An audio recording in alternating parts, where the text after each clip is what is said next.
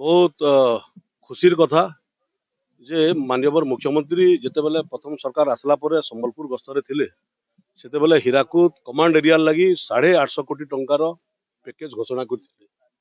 से परिप्रेक्षी रे आमर विधानसभा रे खाली बरगढ़ विधानसभा रे आमे 200 कोटी टंका रु अधिका सरकार हमको एप्रूव करिजन केनाल नवीकरण आपनकर डिस्ट्रीब्यूटरी ई सब लगी करिजन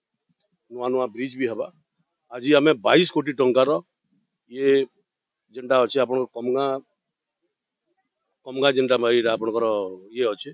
कमगा सेक्शन अच्छे ये सेक्शन रे 22 कोटी टंकार काम हवा जेनटा कि 15टा सेक्शन रे काम हवा ब्रिज हवा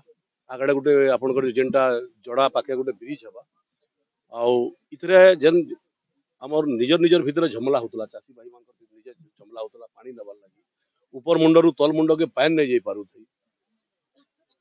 गाँ गाँ भितर झगड़ा होतला मते लागुची इटा हला परे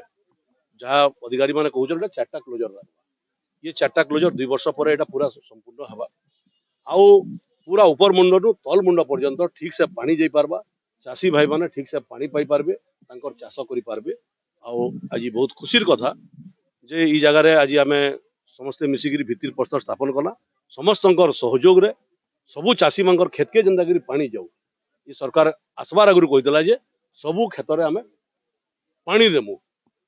आज से उद्देश्य रे ये काम माने होउचे बहुत वर्ष हला ई टाइप रो काम नहीं हितै सबु जगह रे माटी पाती गलानो केनाल छोट छोट केनाल माने माटी पाती गलानो इटा हला हेबार द्वारा हमर ऊपर मुंडरू तलके पाइन जीवा चासी माने हमर लाभान्वित हेबे।